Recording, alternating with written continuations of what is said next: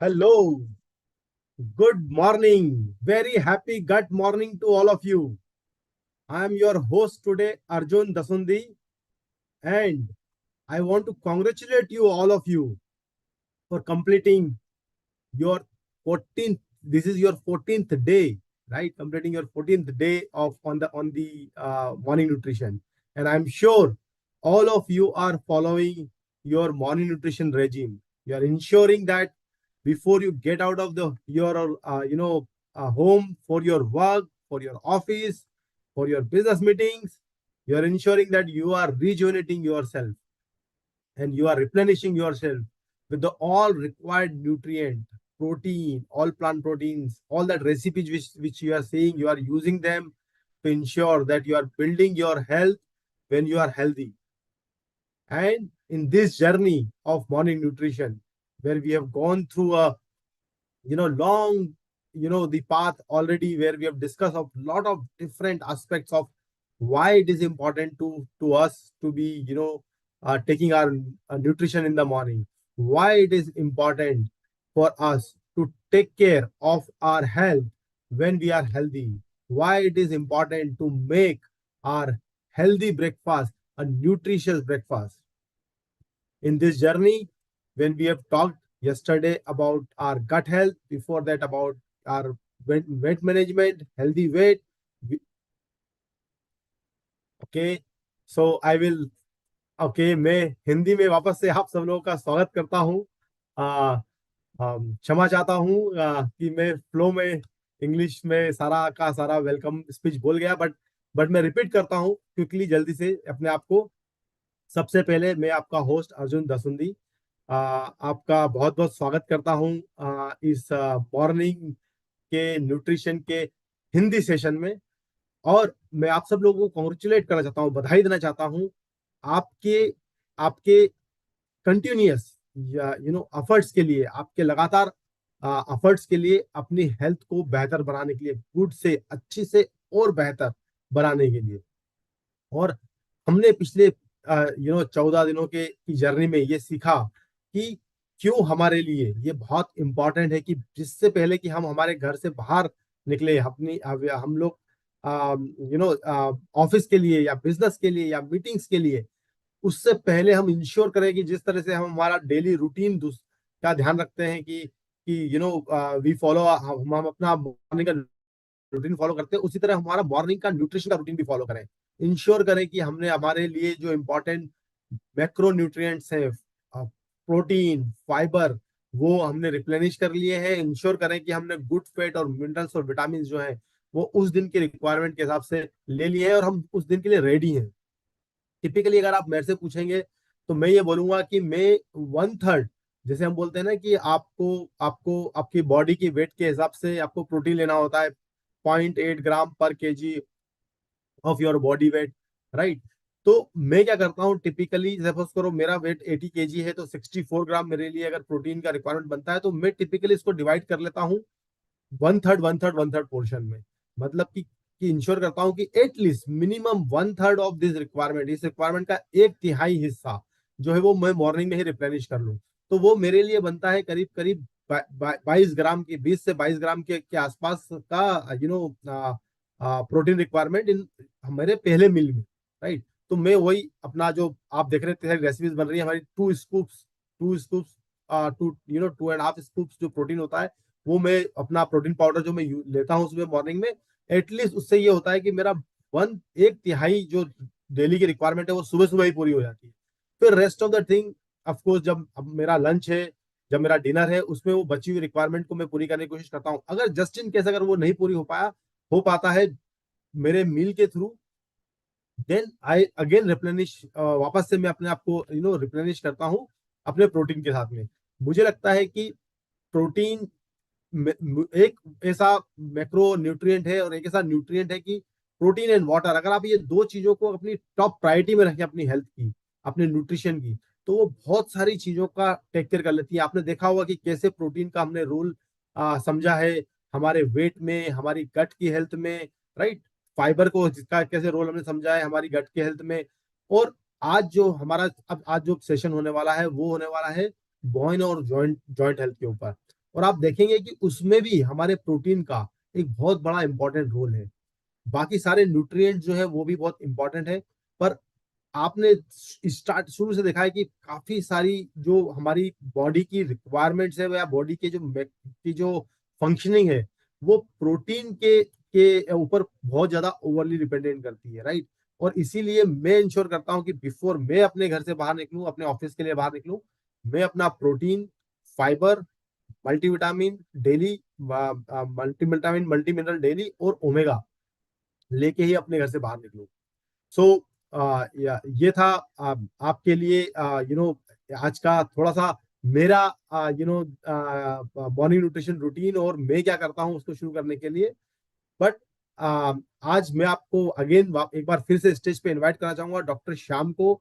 आप सब लोग डॉक्टर श्याम से बहुत भली भांति परिचित हैं। डॉक्टर श्याम हेड करते हैं इनोवेशन साइंस को, डायरेक्टर है इनोवेशन साइंस के इंडिया के और साउथ ईस्ट एशिया के। डॉक्टर श्याम ने अपना पीएचडी जो है वो कंप्लीट किया है स्टैनफोर्ड यूनिवर्सिटी यूएसए से। और उस पीएचडी के बाद उन्होंने अपनी पोस्ट डॉक्टोरल फेलोशिप जो होती है, मतलब पीएचडी के बाद की जो स्टडीज होती है वो कंप्लीट की है, वो की है हार्वर्ड मेडिकल स्कूल से। सो आपके राउंड ऑफ अप्लॉज के साथ में मैं इनवाइट करना चाहूंगा डॉक्टर श्याम को for his tips of the day के लिए। Over to you doctor Shyam. Okay.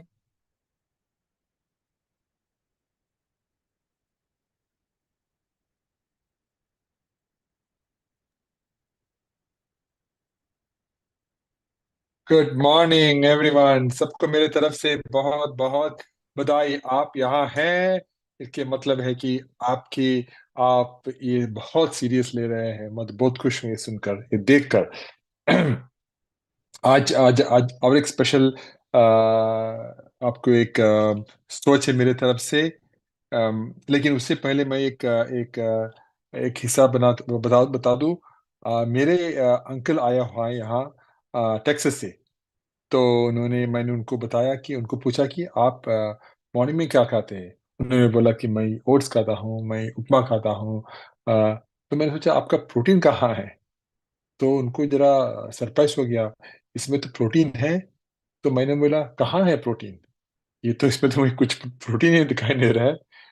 तो मैंने क्या किया, फिर मैंने उनको एक बहुत बढ़िया स्मूदी बना दिया, हमारा ऑलपाइन प्रोटीन डालकर। उसमें दूध डाल दिया और सोया मिल्क भी था मेरे पास। उसमें जरा बेरीज डाल दिया, बनाना डाल दिया। इतना पसंद आ गया। अभी दूसरे दिन भी, आज सुबह भी उन्होंने पूछा मुझे, हाँ मुझे वो आपका जो शेक बनाया था मुझे देंगे। तो मैंने आज भी बना दिया, पर उसको उनको ही नहीं, उनके पोता पोती को भी दे दिया, उनके बेटे भी था मेरा साथ, उनको भी दे दिया। तो मैंने सोचा कि देखो ये एग्जाम्पल बन सकता है, क्योंकि हम उनको उनको बता सकते हैं कि देखो इसका पावर क्या है। तो यही था मेरा आज का एक एक एग्जाम्पल ऑफ कैसे हम इन्फ्लुएंस कर सकते हैं हमारे दोस्तों को, हमारे रिश्तेदारों को, हमारे जो प्यारे हैं उनको।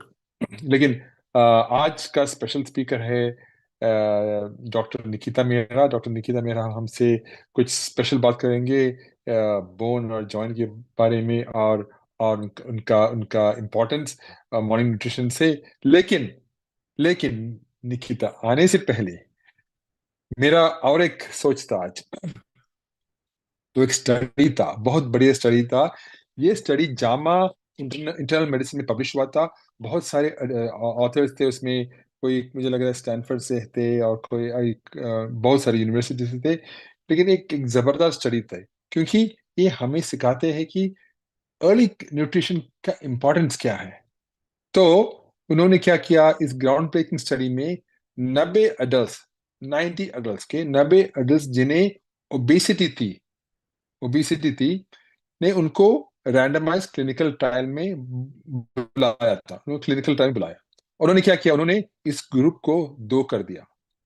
एक ग्रुप ने अर्ली टीआरई स्केड्यूल फॉलो किया, जिसमें उन्होंने अपने सारे मील्स 8 घंटे की विंडो में 7 बजे से, 7 सुबह 7 बजे से 3 बजे तक के बीच में कंज्यूम कर दिया। तो फर्स्ट ग्रुप ने क्या किया, उन्होंने, उनका 8 घंटे का विंडो था, और वो 8 घंटे 7 o'clock को शुरू हुआ, 7 बजे, और खत्म हो गया 3 बजे। सो उनके मील्स तभी फिनिश हो गए।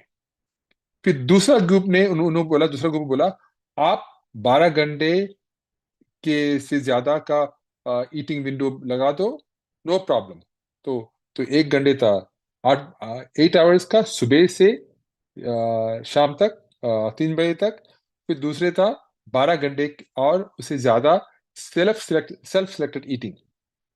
तो उनको पूछना था कि कुछ अलग पड़ता है इनका इनका इनका इस बिहेवियर से। तो रिजल्ट्स बहुत ही इंस्पायरिंग थे। जो लोग अर्ली टीआरई स्केड्यूल फॉलो कर रहे थे, जो लोग अर्ली टीआरई स्केड्यूल फॉलो कर रहे थे, जिन्होंने 7 बजे सुबह से 3 बजे तक उनका खाना खत्म कर दिया, उन्होंने सिग्निफिकेंटली ज्यादा वेट लॉस किया। कितने? 6.3 kilogram, 6 kilogram, compare to 4 kilogram जो कंट्रोल ग्रुप ने लूज किया। So 6 kilogram versus 4 kilogram. और भी इंकरेजिंग बात ये थी कि उन्होंने एवरेज एनालाइज किया, सेकेंडरी एनालिसिस किया। उन्हें उसमें पाया गया कि जो स्ट्रिक्टली जो early TRE regimen, time restricted eating regimen को फॉलो करते रहे, उन्होंने सिर्फ ज्यादा वेट लूज नहीं किया बस, बल्कि उनका बॉडी फैट का रिडक्शन भी ज्यादा था, सब्सटैंशियल था, सिग्निफिकेंट था। तो इसका मतलब क्या है कि इनका डबल डोज पॉजिटिविटी है, राइट। एक तो उनका वजन तो कम हो गया, लेकिन वो वजन का कहाँ कम हो गया? उनका फैट से। तो फैट रिडक्शन भी ज्यादा था। तो मैं ये सोच रहा था, ये स्टडी हमें ये बताती है कि अपने ईटिंग पैटर्न्स को अपने बॉडी के नेचुरल रिदम के साथ अलाइन करना कितना ट्रांसफॉर्मेटिव हो सकता है। तो जब हम अपने मील्स दिन के पहले हाफ में या सुबह से 3 3 बजे तक कंज्यूम करते हैं, तो हमारे शरीर को फूड्स को एफिशिएंटली मेटाबलाइज करने का मौका मिलता है, क्योंकि हम बहुत एक्टिव रहते हैं उस वक्त। तो हमारे फूड को भी बहुत खुश है कि हम एक्टिव है, तो फूड भी एक्टिव रहते हैं, तो बहुत मेटाबलाइज करने के लिए बहुत अच्छे अच्छे समय है। तो बेटर बेटर वेट मैनेजमेंट हो सकते हैं और हमारे मेटाबॉलिक हेल्थ को अच्छी तरह लीड करता है। इसके अलावा मेरा ये भी सोच था, सिर्फ सोच है, कि अगर हम अर्ली जो ईटिंग पैटर्न बनाएंगे तो हमें बेटर डाइजेशन सपोर्ट में करता है। डाइजेशन को हम सपोर्ट करते हैं, स्लीप का क्वालिटी पॉसिबली एनहांस कर सकते हैं। और जरा या तो यही तो मेरा सोच थी, आपका हेल्थ को कुछ अच्छी तरह से इम्प्रूव कर सकते हैं। तो सोचिए, हमारे एंसेस्टर्स, हमारे पूर्वज, राइट, उन्होंने, उनका क्या था? उनको जो दिन के रोशनी में उनका खाना खाते थे, वो था सही रास्ता, राइट। जो हमारे तुम, क्योंकि उनका बल्ब्स नहीं था, उनका ट्यूबलाइट्स नहीं था, कुछ नहीं था, तो उनका खाना सुबह से दोपहर तक या 3 बजे 4 बजे तक बस उनका हो गया। तो यही था मेरा आज का सोच। चलिए अब मिलेंगे डॉक्टर निकिता मेहरा से। आपको पता है वो जामिया हमदर्द से पीएचडी किया हुआ है, हमारे स्टार रिसर्चर है। मैं बहुत खुश हूँ कि वो हमारे साथ हैं और हमें एक एक्साइटिंग टॉक देंगे आज। Doctor Nikita, stage is yours. Thank you so much, Dr. Sham. A very happy good morning to all of you. नमस्कार, आप सबका स्वागत है आज के मॉर्निंग न्यूट्रिशन के सेशन में। हम 14 दिन कंप्लीट कर चुके हैं और आज हम 15th डे पे, जैसा कि डॉक्टर श्याम ने कहा, एक इंटरेस्टिंग टॉपिक जो कि बहुत जरूरी है हम सबके लिए, उसके बारे में जानेंगे, जो कि है हमारा बोन एंड जॉइंट हेल्थ। तो मैं बस आपके साथ शेयर करती हूँ। ठीक है, तो आज का हमारा सेशन रहेगा जिसमें हम जानेंगे कि क्या इम्पोर्टेंस है हमारे बोन एंड जॉइंट हेल्थ की, और बोन एंड जॉइंट हेल्थ को सपोर्ट करने के लिए हमारे फाउंडेशनल मॉर्निंग न्यूट्रिशन बास्केट में क्या है, और क्या न्यूट्रिशन की जरूरत है और क्यों है वो जरूरत, और मॉर्निंग में ही क्यों है। तो ये सब चीजें हैं जो हम आज समझेंगे। तो तो सबसे पहले शुरू करने से पहले मैं आप लोगों से एक क्वेश्चन पूछना चाहूंगी, जिसमें कि आप अपने आंसर चैट बॉक्स में डाल सकते हैं कि हमारी बॉडी को जो स्ट्रक्चर है, जो आकार मिलता है और उसकी मूवमेंट में क्या हेल्प करता है। आप सब अपने आंसर्स जो है चैट बॉक्स में डाल सकते हैं। सिंपल सा सवाल है कि हमारी जो बॉडी है उसको स्ट्रक्चर कौन देता है और हमारी बॉडी के मूवमेंट में क्या हेल्प करता है।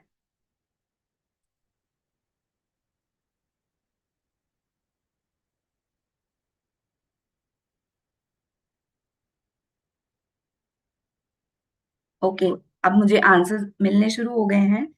कोई कह रहा है बोन्स, कोई कह रहा है protein, protein and calcium, bones, right. तो आप सभी सही हैं। हमारी जो बॉडी को जो स्ट्रक्चर मिलता है वो मिल रहा है बोन से, है ना। और जो हमारी मूवमेंट है, जो भी हम मूव कर पाते हैं, वो बोन्स को स्ट्रक्चर तो मिल रहा है, पर उनको मूवमेंट किसकी वजह से मिल रही है? हमारे जॉइंट्स की वजह से। क्योंकि ये जो हमारी बोन्स हैं वो एक दूसरे से जुड़ी हुई हैं जॉइंट्स के थ्रू। तो बोन और जॉइंट मिलकर हमारी बॉडी को वो स्ट्रक्चर, वो आकार देते हैं और हमें मूव करने में हेल्प करते हैं। तो अब हमें ये, अब बहुत ही इंटरेस्टिंग बात है कि हमें हमारी बॉडी के अंदर जब हम पैदा होते हैं तो कम से कम 270 बोन्स होती हैं, जो कि बहुत सारी हैं।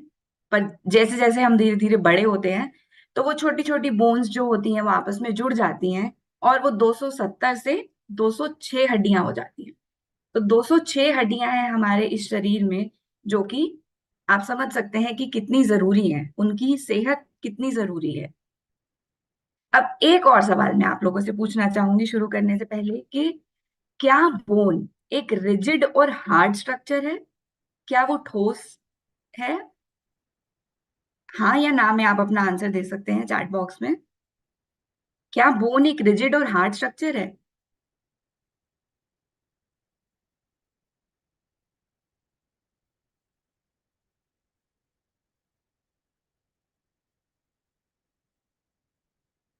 हाँ या ना? आपको क्या लगता है कि बोन हार्ड है या सॉफ्ट है?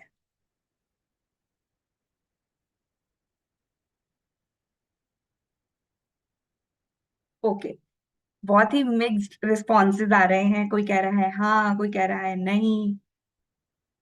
ओके, ठीक है। तो आप दोनों ही ठीक हैं, क्योंकि हमारे जो बोन्स होते हैं वो हार्ड स्ट्रक्चर्स होते हैं, ठीक है। हार्ड स्ट्रक्चर्स होते हैं, बट उसका कुछ पोर्शन जो है वो अंदर से सॉफ्ट होता है। तो वो हम आगे समझेंगे कि कैसे है। तो आप दोनों ही सही हैं, पर मेजरली जो हमारी बोन्स हैं वो क्या होती हैं? रिजिड होती हैं। ऊपर से तो हार्ड ही है ना, अंदर से थोड़ी बहुत सॉफ्ट होती है। वो क्या है, किस वजह से है, वो हम समझेंगे। पर बोन्स हमारी जो है वो रिजिड कैल्सिफाइड स्ट्रक्चर्स होते हैं, जो कि कैल्शियम और फास्फोरस से बनता है वो जो हार्ड स्ट्रक्चर। और ये हम बोन्स जो है सभी वर्टिब्रेट्स, मतलब जो भी हमारे एनिमल्स जिनमें स्पाइनल कॉर्ड होती है, वर्टिब्रा होता है, उन सब में ये होती है। तो अब बोन जरूरी क्यों है हमारी बॉडी के लिए? क्या ऐसा इंपॉर्टेंट फंक्शन है? क्या सिर्फ और सिर्फ ये स्ट्रक्चर देती है, सिर्फ इतना ही है? नहीं। एक तो ये सपोर्ट तो करती है, बॉडी को शेप दे रही है, ये हम सब ने समझ लिया। पर उसके साथ साथ ये हमारी पूरे बॉडी के जो मूवमेंट है उसको सपोर्ट करती है। हमारी बॉडी में जो मसल्स हैं, मसल्स हमारे बोन के साथ अटैच होते हैं। हमारी हड्डी होती है, उसके ऊपर मसल्स होते हैं।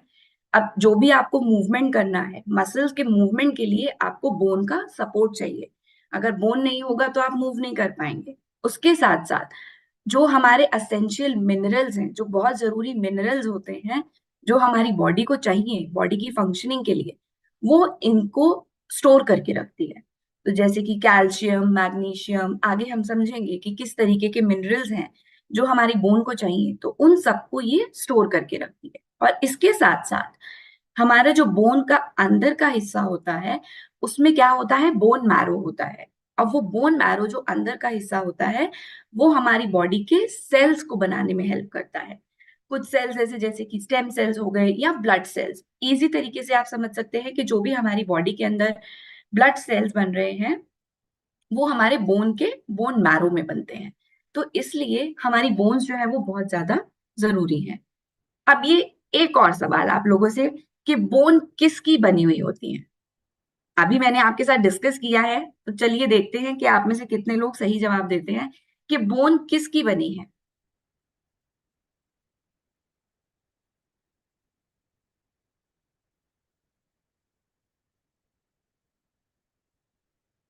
बोन किन कंपोनेंट से मिलकर बनी है?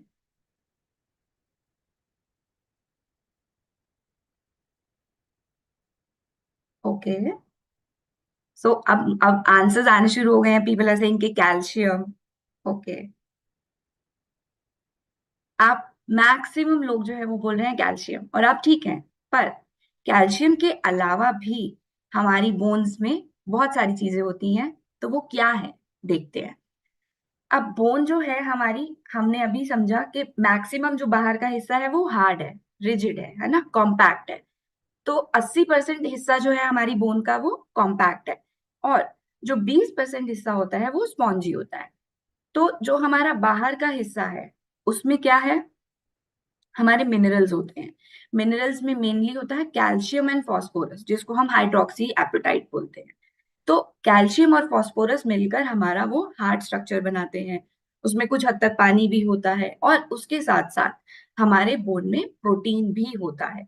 अब प्रोटीन क्या करता है, प्रोटीन में कोलाजिन सेल्स होते हैं, और हाइलुरोनिक एसिड। हाइलुरोनिक एसिड जो होता है वो मॉइस्चर के लिए और वो लुब्रिकेशन के लिए रहता है। तो अब हमारे जो बोन है, अगर हम समझे उसको दो भाग में बांट सकते हैं हम। एक कि हमारे जो मैट्रिक्स रहेगा, और दूसरा जो अंदर का हिस्सा रहेगा। जो मैट्रिक्स है, बाहर का हिस्सा, वो किससे बना है, प्रोटीन और मिनरल से। तो लगभग 20 से 40% जो है वो हमारी बोन में प्रोटीन होता है। ठीक है, जिसमें कि कोलाजन और नॉन कोलाजन प्रोटीन, दोनों तरीके के प्रोटीन हो सकते हैं। और मिनरल्स की अगर हम बात करें, तो 50 से 70% जो हमारी बोन का कॉम्पोजिशन है वो किससे बना है, मिनरल से। मिनरल्स में भी कौन से मिनरल्स, मेनली कैल्शियम और फॉस्फोरस। ठीक है, तो ये हुआ हमारा। अब बाहर का हिस्सा किससे बना है, मिनरल से, जो कि है कैल्शियम फॉस्फोरस, और मैट्रिक्स जो कि है प्रोटीन। अब इन मिनरल्स में भी दो तरीके के मिनरल्स, ऑर्गेनिक इनऑर्गेनिक दोनों हो सकते हैं। अब बात करते हैं सेल्स की, जो अंदर के हमारे सेल्स हैं। अब सेल्स में हमारे दो तरीके के सेल्स होते हैं।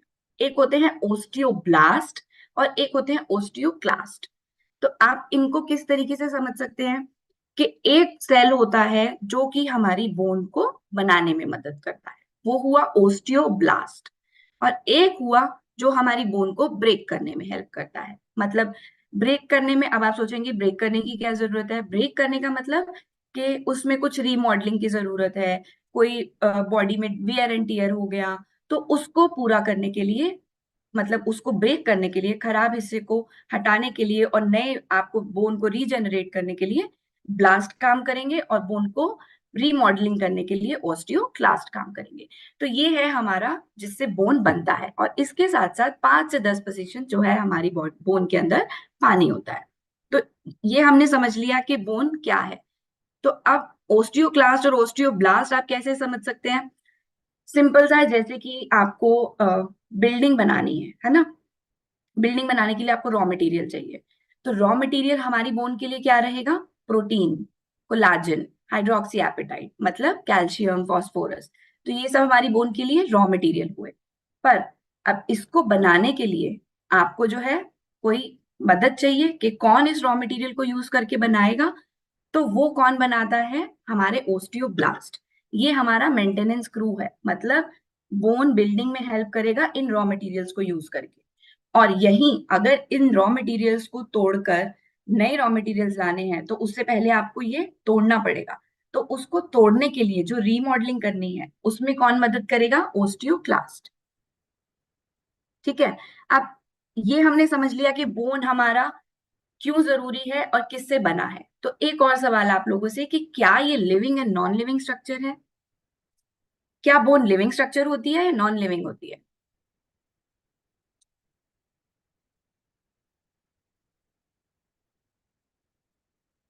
आप सभी अपने आंसर्स जो है वो चैट बॉक्स में डाल सकते हैं। आपको क्या लगता है कि बोन एक लिविंग स्ट्रक्चर है या नॉन लिविंग स्ट्रक्चर है?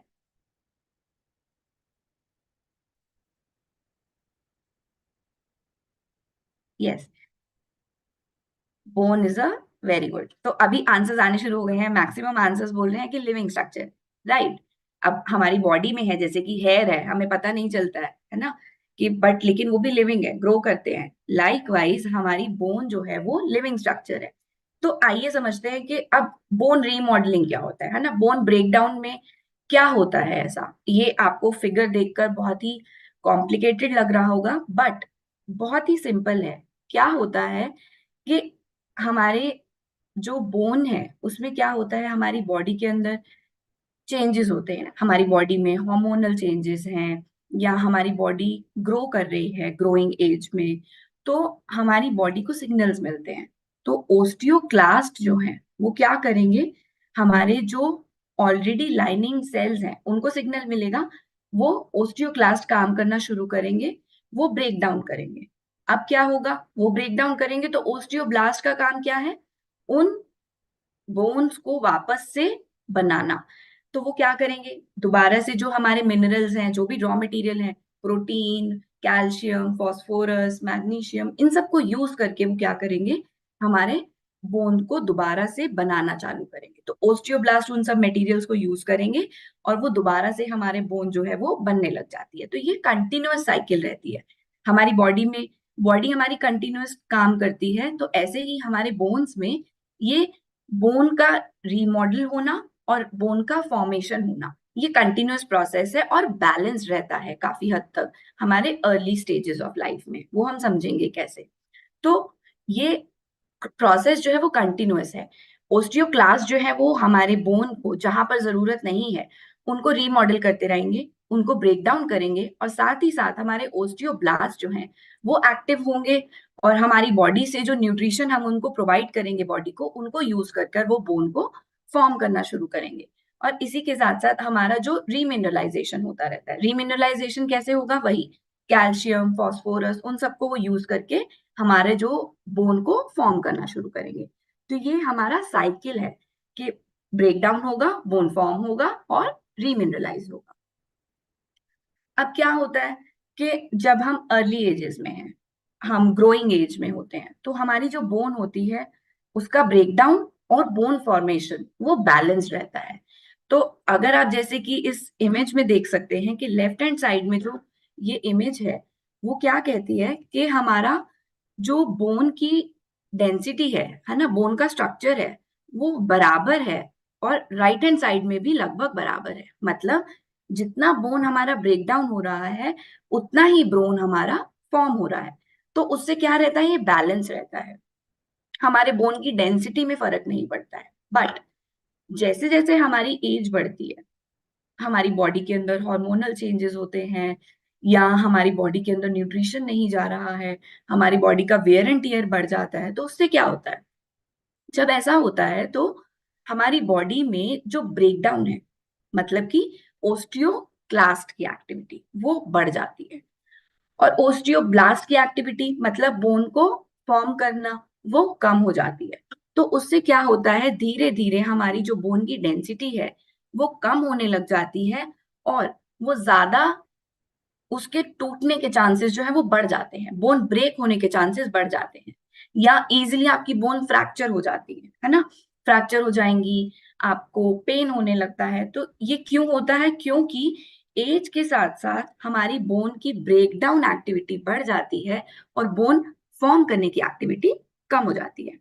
अब होता क्या है कि हमारी ये पूरी लाइफ साइकिल है, जब हम ग्रो कर रहे हैं, जब हम ग्रो करते हैं लगभग 20 से 25 साल तक हमारी बोन की जो डेंसिटी है वो ग्रो करती है।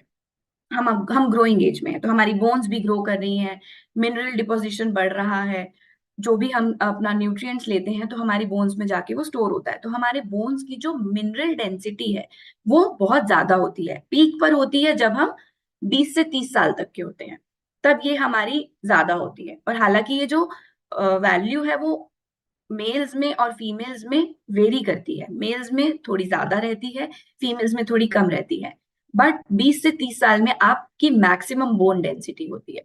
उसके बाद जैसे ही आप और ज्यादा एज होने लगती है तो क्या होता है, हमारी बॉडी के अंदर बोन लॉस होना चालू हो जाता है। हमारा बोन लॉस होता है फीमेल्स में यूजुअली, क्यों होता है, क्योंकि वो मेनोपॉजल स्टेट में जा रहे होते हैं। अब मेनोपॉजल स्टेट में जब वो एंटर करने लगते हैं तो उनके हार्मोनल चेंजेस होते हैं। अब मेजरली क्या होता है, ईस्ट्रोजन कम होने लगता है। जब ईस्ट्रोजन कम होने लगता है तो हमारा जो बोन की डेंसिटी है वो कम होने लगती है। ऐसे ही मेन में भी हमारा एज के साथ साथ बोन की मिनरल डेंसिटी कम होती रहती है। इसी वजह से हमारा रीमॉडलिंग प्रोसेस, मतलब बोन ब्रेकडाउन प्रोसेस बढ़ जाता है और बोन का फॉर्मेशन जो है वो कम हो जाता है। अब ये हमने समझा कि बोन्स क्या है ना, कैसे वो बन रही हैं, कैसे ब्रेक डाउन हो रही हैं, क्यों जरूरी हैं, क्या फंक्शन करती हैं। तो ऐसे ही हमारे जॉइंट्स वो भी उतने ही जरूरी हैं। अब बोन्स जो है, हमें पता है कि बोन्स, हमारे एक बोन दूसरी बोन से जुड़ी है जॉइंट्स के थ्रू, और ये बोन्स को मूवमेंट के साथ साथ उनको प्रोटेक्ट भी करते हैं। अब प्रोटेक्ट कैसे करेंगे, एक तो बोन का मूवमेंट उनकी परफॉर्मेंस को बढ़ाते हैं, उनको इंजरी से प्रिवेंट करते हैं जो जॉइंट्स होते हैं। अब कितने तरीके के जॉइंट्स होते हैं हमारी बॉडी में, मेजरली 3 तरीके के होते हैं। फाइब्रस, जो हमारे स्कल में देखे जाते हैं, जो कि इमूवेबल होते हैं, मूव नहीं करते। दूसरे होते हैं हमारे कार्टिलेजेस। अब कार्टिलिजीनियस जो जॉइंट्स होते हैं वो क्या करते हैं, वो होते हैं हमारे वर्टिब्रा में, मतलब हमारी जो रीढ़ की हड्डी होती है।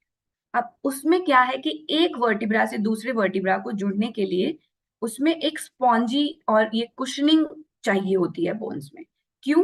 क्योंकि हमारी जो रीढ़ की हड्डी है, जो हमारी स्पाइनल कॉर्ड होती है, उसको फ्लेक्सिबिलिटी भी चाहिए। वो रिजिड होनी चाहिए, बट उसके साथ साथ उसको मूवमेंट के लिए फ्लेक्सिबल होना भी बहुत जरूरी है। तो ये जो कार्टिलेजिनस जॉइंट्स होते हैं वो हमारे रीढ़ की हड्डी में पाए जाते हैं। और तीसरे तरीके के हमारे जॉइंट्स होते हैं साइनोवियल जॉइंट्स। साइनोवियल जॉइंट्स हमें कहाँ मिलेंगे, मेजरली हमारे एल्बो में और हमारे घुटनों में, मतलब कि नी जॉइंट्स में।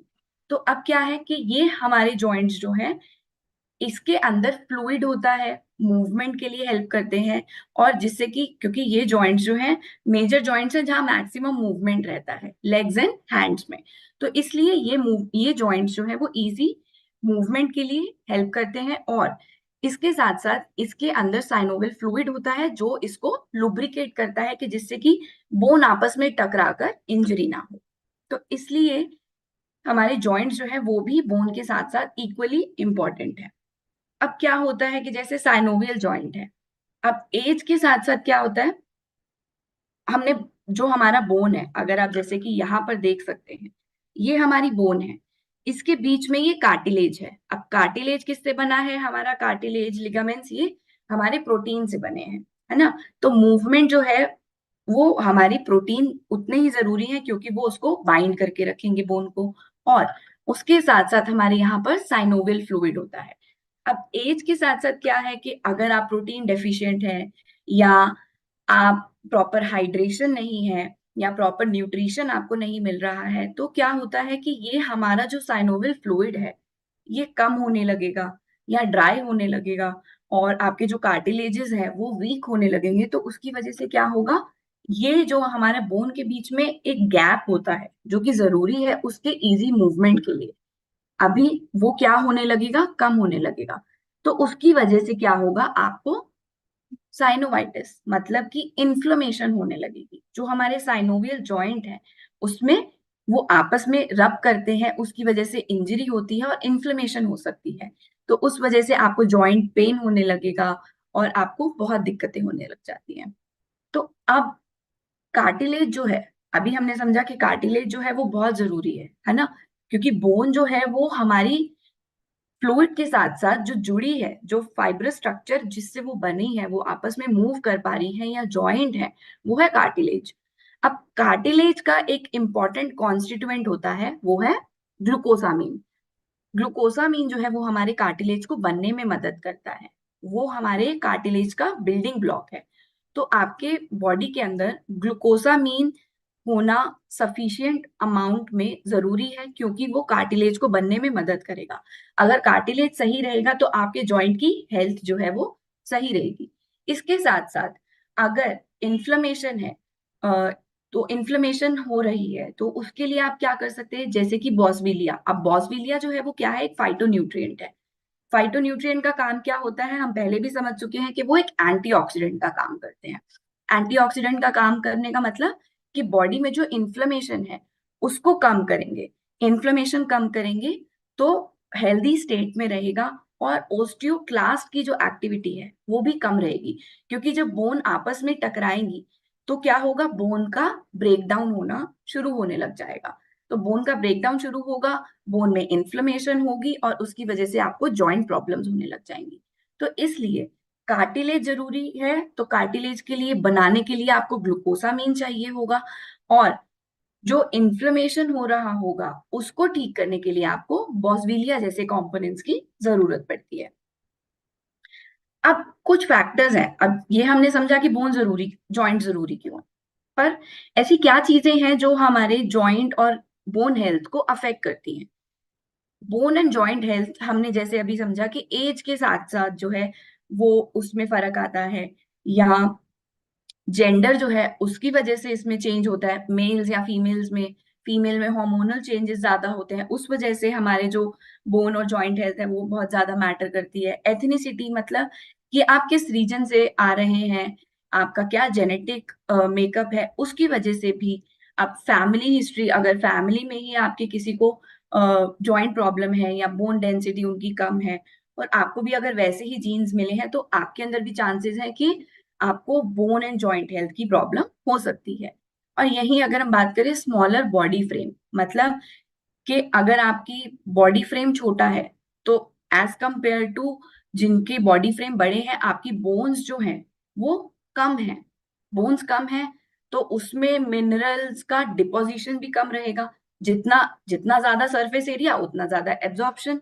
तो अगर सरफेस एरिया कम है तो मिनरल्स का एब्जॉर्प्शन कम होगा, मिनरल्स का एब्जॉर्प्शन कम होगा तो वो इन टर्न आपके बोन और जॉइंट हेल्थ को अफेक्ट करेगा। और हार्मोनल चेंजेस जैसे कि हमने बात किया, और ये जो है स्टैटिस्टिक्स ने भी शो किया, स्टडी में देखा गया कि फीमेल्स जो हैं उनमें जो हमारे बोन रिलेटेड प्रॉब्लम्स थी वो ज्यादा थी। उनमें बोन डेंसिटी मतलब लो बोन मास ज्यादा पाया गया, और ओस्टियोपोरोसिस मतलब कि बोन्स का डिजेनरेट होना और उनका पोरस होना वो भी ज्यादा पाया गया फीमेल्स में। और मेल्स में भी था, but in comparison to males female में ज्यादा था। और कंबाइंड अगर देखें तो 2002 से लेकर 2020 तक वो बड़ा ही है।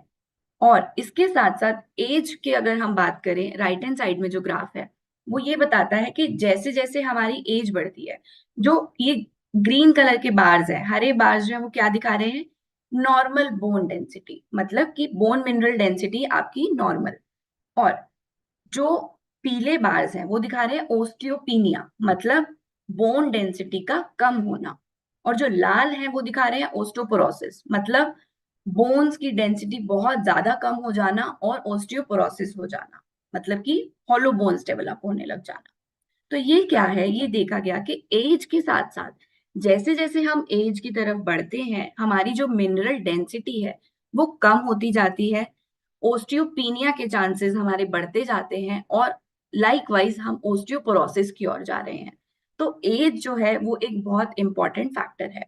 और कुछ ऐसे फैक्टर्स हैं जो हम चेंज कर सकते हैं। ये तो बात हुई कि कुछ अनचेंजेबल फैक्टर्स जो हमारे कंट्रोल में नहीं है, पर कुछ ऐसे फैक्टर्स हैं जो हम कंट्रोल कर सकते हैं, जैसे कि न्यूट्रिशन। आप क्या न्यूट्रिशन ले रहे हैं, क्या आप सही मात्रा में मिनरल्स और प्रोटीन का इंटेक ले रहे हैं जिससे कि आपकी बोन एंड जॉइंट हेल्थ अच्छी रहे। दूसरा, इनएडिक्वेट स्लीप। अब इनएडिक्वेट स्लीप मतलब जब आपकी नींद पूरी नहीं है, नींद पूरी नहीं होगी तो जो आपकी सिरकाडियन रिदम है मतलब बॉडी क्लॉक वो खराब रहेगी। बॉडी क्लॉक खराब रहेगी, हार्मोनल इम्बैलेंस होगा, हार्मोनल इम्बैलेंस होगा तो इन टर्न आपकी बोन एंड जॉइंट हेल्थ पे फर्क पड़ेगा। और जैसे कि बहुत ही कम, आजकल ऐसा हो गया कि मैक्सिमम लोग जो है वो ऑफिसेज में हैं या घर में हैं, सिर्फ बाहर नहीं जाते हैं, तो सन का जो एक्सपोजर है वो बहुत ही लिमिटेड है या मिलता ही नहीं है। तो उसकी वजह से क्या होता है, विटामिन डी जो कि बहुत इंपॉर्टेंट कंपोनेंट होता है, हम समझेंगे आगे, तो वो कम हो जाता है जिसकी वजह से आपकी बोन एंड जॉइंट हेल्थ खराब होती है। अब कुछ ऐसे मेडिकेशंस भी हो सकते हैं कि अगर आप कोई ऐसे मेडिकेशंस ले रहे हो जिनके कुछ साइड इफेक्ट्स हो जिससे आपकी बोन एंड जॉइंट हेल्थ कम हो रही है, और कुछ लाइफस्टाइल फैक्टर्स कि आप बहुत लंबे समय तक बैठे रहते हैं, आपका मूवमेंट नहीं है, या आप बहुत ज्यादा अल्कोहल या स्मोकिंग कर रहे हैं, या आप ओवरवेट हैं, ओबीस हैं। तो उससे क्या होता है कि जब आप बहुत ज्यादा ओवरवेट होते हैं तो आपके जॉइंट्स पे बहुत ज्यादा जोर पड़ता है, तो उस वजह से आपकी जॉइंट हेल्थ जो है वो खराब होती है। तो ये कुछ फैक्टर्स हैं जो हमें चेंज कर सकते हैं और हमें अडॉप्ट करना चाहिए कि ऐसा हम ना करें। और स्टैटिस्टिक्स में ये भी देखा गया कि 10 में से 2 लोग जो हैं वो ओस्टियोपोरोसिस से सफर करते हैं, और 5 में से 10 लोग अगर हम देखेंगे तो उनको ओस्टियोपीनिया है। मतलब कि 10 में से 5 लोग जो है वो ऐसे हैं कि जिनकी मिनरल डेंसिटी कम हो रही है, और उनमें से 10 में से 2 लोग ऐसे होंगे जिनको ओस्टियोपोरोसिस है। एंड 4 अगर हम इंडियंस देखें, उनमें से 1 इंडियन आपको ऐसा जरूर मिलेगा जिसको ओस्टियो आर्थराइटिस है, और अगर हम 3 महिलाओं में से 1 महिला आपको ऐसी जरूर मिलेगी जिसमें उनको मीनोपॉजल ओस्टियोपोरोसिस है, पोस्ट मीनोपॉजल, क्योंकि वो हार्मोनल चेंजेस हुए हैं और एक्सेस जो बोन रीमॉडलिंग होने लगती है, मतलब बोन लॉस ज्यादा हो रहा है, तो उसकी वजह से उनको ओस्टियोपोरोसिस, ओस्टियोआर्थराइटिस, ये सब जो है वो डेवलप होता है। तो स्टैटिस्टिक्स जो है दिखाता है कि हमें हमारा जो लाइफस्टाइल है या जो हमारा न्यूट्रिशन है वो ठीक नहीं है, और हमारे बोन और जॉइंट की हेल्थ जो है वो अच्छी नहीं है। तो अब कैसे आपको पता चल सकता है, क्या अर्ली साइंस है? अब वैसे तो आपको कोई साइन फील नहीं होगा कि आपकी मिनरल डेंसिटी कम है या ज्यादा है, या कितनी स्ट्रांग है। तो आपको कैसे पता चल सकता है अगर आपको बोन्स की हेल्थ देखनी है? तो यूजुअली क्या होता है कि जब आपकी बोन्स की मिनरल डेंसिटी कम होने लगती है तो आपको बैक पेन होने लगता है, या आपका पोस्चर जो है वो खराब होने लगता है, आप स्टूप करने, ऐसे स्लाउच करने लग जाते हो, या आपका पोस्चर ठीक नहीं रहता है, आपको शॉर्टनेस ऑफ ब्रेथ होती है, या अब हाइट जो है वो अगर बहुत ज्यादा समय तक आपके जॉइंट्स जो बेंट करने लगेंगे, पोस्चर खराब होगा, तो हाइट में भी फर्क आता है। और यही हम बात करें जॉइंट की, तो जॉइंट में क्या होता है, जॉइंट पेन होना शुरू हो जाएगा। सबसे पहले आपके जॉइंट स्टिफ हो जाएंगे, क्योंकि अभी हमने बात करी थी वो कार्टिलेजेस और साइनोवियल फ्लूइड की, अगर वो सही से नहीं है आपकी बॉडी में तो वो जॉइंट्स जो आपके वो स्टिफ हो जाएंगे। तो जब जॉइंट स्टिफ हो जाएंगे तो आपको क्या होने लगेगा, आपको जॉइंट में पेन होने लगेगा, आपके जॉइंट अकड़े हुए लगेंगे आपको, और आपके जॉइंट्स में सूजन आ जाएगी क्योंकि इन्फ्लेमेशन होने लगेगी। तो जब इन्फ्लेमेशन होने लगेगी तो रेडनेस और सूजन आने लगती है। तो उससे क्या होगा कि आपकी जो मूवमेंट है, मोबिलिटी में आपको बहुत फर्क पड़ेगा। और इसके साथ साथ एक अर्ली साइन क्या भी है कि आपकी हड्डियों में से आवाज आने लगेगी, कि क्लिकिंग साउंड आने लगती है बहुत जल्दी। तो दैट मीन्स कि आपके जॉइंट्स जो है वो हेल्दी नहीं है। तो अभी हमने बात करी ये सब कि बोन्स क्या होती हैं, किस चीज से बनी है, उसका बनना और जो रीमॉडलिंग है वो कैसे होता है, क्या न्यूट्रिशन की जरूरत होती है। ऐसे ही हमने जॉइंट हेल्थ के बारे में देखा कि क्या है जॉइंट हेल्थ, किस चीज से बने हैं, क्यों जरूरी है, और क्या हमारे स्टैटिस्टिक्स कहते हैं हमारी जॉइंट एंड बोन हेल्थ के बारे में। तो अब हम देखेंगे कि क्या न्यूट्रिशन है जो आपको लेना चाहिए। ओके, तो अभी हमने देखा कि न्यूट्रिशन सही होना चाहिए, और हमने ये भी देखा कि बोन जो है उसमें 20 से 40% जो है वो क्या है, प्रोटीन्स। तो प्रोटीन जो है क्यों जरूरी है, क्योंकि हमारे कुछ अमाइनो एसिड्स हैं जो कि बहुत ज्यादा इंपॉर्टेंट है हमारे बोन एंड जॉइंट हेल्थ के लिए। तो क्या है, क्योंकि अमाइनो एसिड्स क्या है, हमारे प्रोटीन के बिल्डिंग ब्लॉक हैं। अमाइनो एसिड्स मिलकर हमारा प्रोटीन स्ट्रक्चर बनाते हैं, और ऐसा ही कुछ अमाइनो एसिड्स हैं जो हमारे डायरेक्टली बोन पर काम करते हैं, जैसे कि lysine, threonine, methionine, tryptophan and isoleucine. तो ये क्या करते हैं, ये हमारे ओस्टियोब्लास्ट, ओस्टियोब्लास्ट मतलब हमारे बोन फॉर्मिंग सेल्स, उनकी एक्टिविटी को बढ़ाते हैं, और बोन डीफॉर्मिंग मतलब बोन रीमॉडलिंग करने वाले जो हमारे अमीनो एसिड्स हैं उनकी एक्टिविटी को कम करते हैं। और तो क्या, और दूसरा है जैसे कि आइसोल्यूसिन है, प्रोलीन है, तो ये क्या करते हैं, बोन मैरो, बोन मैरो में हमने अभी समझा था कि क्या है, बोन मैरो हमारे जो सेल्स को बनाने में, जैसे कि हमारे जो ब्लड सेल्स हैं उनको बनाने में मदद करते हैं। तो ये आइसोल्यूसिन और प्रोलीन जो है वो बहुत जरूरी है हमारे बोन मैरो की हेल्दी फंक्शनिंग के लिए। तो अगर वो अच्छे होंगे तो हमारे जो सेल्स हैं वो अच्छे रहेंगे और अच्छे प्रोडक्शन होगी, हेल्दी रहेंगे। दूसरा, ऑक्सीडाइज ट्रिप्टोफैन। ट्रिप्टोफैन क्या करेगा? हमारा सेलुलर हेल्थ, जैसे कि हमारा आइसोल्यूसिन एंड प्रोलीन कर रहा है बोन मैरो को, वैसे ही हमारे जो ये सेल्स जो है उनका नंबर और उनकी हेल्थ जो है बढ़ाने में हेल्प करता है। और आइसोल्यूसिन एंड वेलिन वो हमारे मिनरल डेंसिटी को इंप्रूव करता है। तो आप संक्षेप में ये समझ सकते हैं कि बहुत सारे अमाइनो एसिड्स हैं जो कि बहुत जरूरी है हमारे ओवरऑल बोन की हेल्थ के लिए, क्योंकि वो ओस्टियोब्लास्ट को बढ़ा रहे हैं, ओस्टियोक्लास्ट को कम कर रहे हैं, बोन मैरो जो हमारा बोन का अंदर का हिस्सा है उसको बढ़ा रहे हैं जिससे कि हेल्दी सेल्स प्रोड्यूस हो, और मिनरल डेंसिटी मतलब कि जो भी मिनरल्स हैं जो बोन में डिपॉजिट होते हैं उनको बढ़ाते हैं। अब इसके साथ साथ ये तो बात हुई प्रोटीन की, बट उसके साथ साथ कुछ मिनरल्स हैं जो बहुत जरूरी है। हमने समझा था कि 50 से 70% जो है वो बोन हमारी मिनरल से बनी है। तो लगभग जो हमारी बॉडी का 99% जो हमारा कैल्शियम है वो बोन में जाके डिपॉजिट होता है, और ये हमारे बोन के फॉर्मेशन में भी हेल्प करता है। तो इसको आप अब ये मिल कहाँ से सकता है आपको? या तो आप मिल्क से ले सकते हैं, चीज है, योगर्ट है, दही है, या सब्जियां जैसे कि ब्रोकली है या ग्रीन लीफी वेजिटेबल्स हैं, इनमें कैल्शियम बहुत होता है, तो आप यहाँ से ले सकते हैं। अब बात करें मैग्नीशियम। जैसे कि कैल्शियम जरूरी है, मैग्नीशियम भी उतना ही जरूरी है।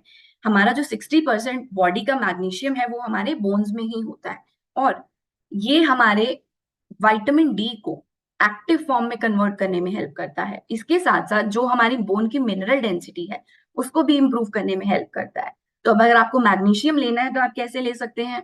आप नट्स, सीड्स या होल ग्रेन्स, लीफी वेजिटेबल्स, दालें, ये सब खा सकते हैं जिससे कि आपकी बॉडी में मैग्नीशियम रहे।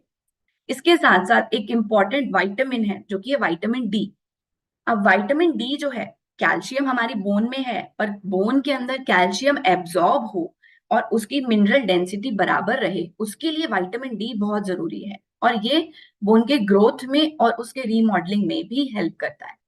अब विटामिन डी जो है उसके साथ साथ एक हमारा विटामिन के2 होता है, वो भी बहुत जरूरी है। अब वो क्या करता है? जैसे विटामिन डी उसके एब्जॉर्प्शन में हेल्प करता है कैल्शियम के, तो विटामिन के2 ये इंश्योर करता है कि हमारा जो कैल्शियम है वो बोन में ही जाकर डिपॉजिट हो, हमारे वेन्स में ना हो, क्योंकि अगर वेन्स में डिपॉजिट होगा तो हमारे आर्टरीज, वेन्स जो है वो क्लॉग हो सकती हैं, ब्लॉक हो सकती हैं। तो ये इंश्योर करता है कि हमारा जो कैल्शियम है वो सही जगह पर जाकर डिपॉजिट हो, जिससे कि हमारा कैल्शियम का जो बैलेंस है बोन में वो मेंटेन रहे। अब विटामिन डी और के2 जो है मेजरली आपको एग से मिल सकता है, या फिश जैसे कि सालमन है, सार्डीन, मैकरल, इनसे मिल सकता है। और विटामिन डी जो है हमारी बॉडी में सिंथेसाइज होता है अगर हम सन के एक्सपोजर में जाते हैं उससे भी। अब ये बात हुई मेन मिनरल्स की। इसके साथ साथ हमारे कुछ ट्रेस मिनरल्स हैं जो कि बहुत जरूरी हैं, जैसे कि है कैल्शियम एंड फास्फोरस। तो ये क्या करते हैं? हमने समझ लिया है कि बोन का बाहर का हिस्सा कैल्शियम फास्फोरस से बना है, तो बोन की रिजिडिटी में हेल्प करेंगे, बोन के मिनरल बैलेंस में। अब मैग्नीशियम क्या करेगा? मैग्नीशियम विटामिन डी को एक्टिव फॉर्म में कन्वर्ट करेगा, उसके साथ साथ बोन के रीमॉडलिंग में भी हेल्प करेगा। और यही हम बात करें जिंक की, तो जिंक जो है वो क्या करता है? बोन के रीजेनरेशन में हेल्प करता है, मतलब ओस्टियोब्लास्ट की एक्टिविटी में हेल्प करता है। और मैंगनीज, मैंगनीज भी उतना ही जरूरी है। क्यों? क्योंकि ये हमारा जो कार्टिलेज है, मतलब कि जो हमारा प्रोटीन स्ट्रक्चर है, उसके फॉर्मेशन में हेल्प करता है, और उसके बोन, अब वो कार्टिलेज अच्छा होगा तो आपका बोन हेल्थ अच्छा रहेगा। तो अब संक्षेप में अगर आप समझे तो आपको क्या क्या चाहिए बोन और जॉइंट हेल्थ की, बोन एंड अच्छे जॉइंट हेल्थ के लिए?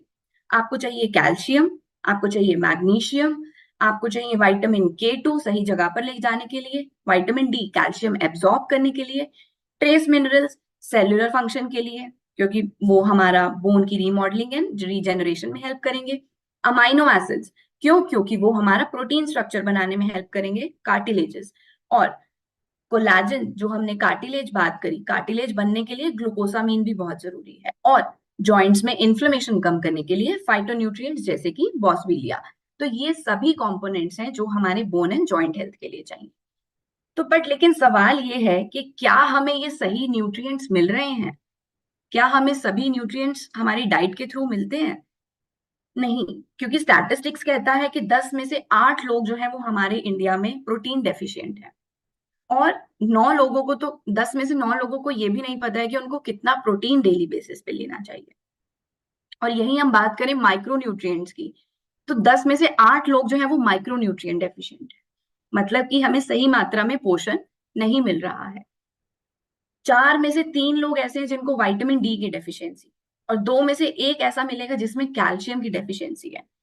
और ये अगर हम स्टैटिस्टिक्स देखें इंडियन विमेन में, तो इंडियन विमेन में पर्टिकुलरली देखा गया है कि 70 से 90% महिलाएं जो हैं उनमें विटामिन डी की कमी है, और 40% तक महिलाओं में कैल्शियम की कमी पाई गई है। तो ये जो है स्टैटिस्टिक्स कहता है कि हमें सही न्यूट्रिशन नहीं मिल रहा है। तो क्या कारण है? कि एक तो हमारा बहुत बिजी स्केड्यूल है, हम समय नहीं दे पा रहे हैं, हमारे पास समय है ही नहीं कि हम अपने डाइट पर ध्यान दें, या हमें पता ही नहीं है, अवेयरनेस नहीं है कि हमें क्या लेना चाहिए, कितनी मात्रा में लेना चाहिए। पर अगर हमें पता भी है तो हमें वो पोषण उतना मिल नहीं रहा है, हमारे फूड सोर्सेज जो है उनमें न्यूट्रिशन की उतनी कमी है कि हमें जो बॉडी को रिक्वायरमेंट है वो पूरी नहीं हो पा रही है। या अब हमें 4 से 5 सर्विंग्स लेने चाहिए फ्रूट्स या वेजिटेबल्स के, जिससे कि हमें सफिशिएंट माइक्रो न्यूट्रिएंट मिले। हमें अपने बॉडी वेट के हिसाब से प्रोटीन कंज्यूम करना चाहिए, जिससे कि हमारी प्रोटीन डेफिशिएंसी ना हो, पर वो हम नहीं करते हैं। पर अगर कुछ लोग ध्यान रखते भी हैं, तो हमारे कुकिंग हैबिट्स ऐसे होते हैं कि उसमें काफी हद तक हमारे माइक्रो न्यूट्रिएंट्स जो हैं वो खराब हो जाते हैं, लॉस हो जाते हैं। तो उससे क्या होता है कि हमें सही न्यूट्रिशन नहीं मिल पा रहा है। तो अब लेकिन हमें ये न्यूट्रिशन लेने की जरूरत क्यों है? हमें ये पता चला कि हमें ये सब, हमें ग्लूकोसामिन लेना है, विटामिन डी लेना है, बॉसविलिया होना चाहिए, कैल्शियम मैग्नीशियम होना चाहिए। पर अब अगर हम ये डाइट से नहीं मिल पा रहा है तो हम क्या करेंगे? इसको सप्लीमेंट्स के थ्रू लेंगे, क्योंकि सप्लीमेंट जो है, जो भी हमारी बॉडी में कमी है उसको हम पूरा कर सकते हैं। पर लेकिन अब किस समय पर लें, ये एक सबसे कॉमन सवाल होता है। तो ये हमें मॉर्निंग टाइम में लेना बेनिफिशियल रहता है, क्योंकि हमारी जो बॉडी है उसमें जो बोन ब्रेकडाउन हमने समझा, बोन रीमॉडलिंग मतलब कि ओस्टियोक्लास्ट का काम होना, वो हमारी बॉडी के अंदर रात के समय ओस्टियोक्लास्ट एक्टिविटी ज्यादा रहती है। और हम जब फास्टिंग स्टेट में होते हैं, क्योंकि हम कुछ खाते नहीं है, तो हमारी बोन जो है वो भी अपना रीमॉडलिंग करना स्टार्ट करती है। और हार्मोन्स जो है हमारे, ग्लूकोकॉर्टिकॉइड हार्मोन होता है जो कि हमारा इन दोनों को, ओस्टियोक्लास्ट और ओस्टियोब्लास्ट की एक्टिविटी को बैलेंस करता है। तो ये भी हमारा नाइट टाइम पे एक्टिविटी जो है वो स्टार्ट होती है, और ओस्टियोक्लास्ट मतलब बोन रीमॉडलिंग हमारा रात के समय होता है, और जो बोन फॉर्मेशन होता है मतलब ओस्टियोब्लास्ट की जो एक्टिविटी होती है वो दिन के समय होती है। तो हमारी बॉडी क्लॉक इस तरीके से काम करती है। तो इसलिए जब हमारी रीमॉडलिंग हुई है रात में, तो अब बोन जनरेशन होना है मॉर्निंग में। तो जब आपको बिल्डिंग बनानी है तो उसी समय आपको रॉ मटेरियल्स चाहिए होंगे। तो जब आपकी बिल्डिंग बन रही है, मतलब जब आपकी बोन बन रही है, तो उसी समय पर आपके पास प्रोटीन, कैल्शियम, मैग्नीशियम, ये सभी आपके जो एक्टिव्स हैं, जो न्यूट्रिएंट्स जो आपको चाहिए, ये आपकी बॉडी में पर्याप्त मात्रा में होने चाहिए। तो इसलिए मॉर्निंग टाइम जो है that is the right time to have these nutrients. अब कुछ न्यूट्रिएंट्स के साथ साथ, डाइट के साथ साथ कुछ चीजें हैं जो आपको ध्यान में रखनी चाहिए। जैसे कि आपका सेडेंटरी बिहेवियर नहीं होना चाहिए, बहुत लंबे समय तक बैठे नहीं, क्योंकि उससे आपके जॉइंट मूवमेंट में प्रॉब्लम होता है। आपको अल्कोहल, टबैको नहीं लेना चाहिए, कार्बोनेटेड ड्रिंक्स नहीं लेने चाहिए, क्योंकि वो एसिडिटी बनाते हैं और जिसकी वजह से आपका बोन डिजेनरेशन होता है। आपको एक्सेस में सॉल्ट इनटेक नहीं करना चाहिए। आपका एक्सेस वेट गेन नहीं होना चाहिए। क्यों? क्योंकि अगर एक्सेस वेट गेन होता है तो आपके बोन्स एंड जॉइंट्स पे बहुत ज्यादा वेट पड़ता है, जिसकी वजह से आपका बोन डिफॉर्म हो सकता है। तो अब क्या चीजें हैं जो आपको करनी चाहिए?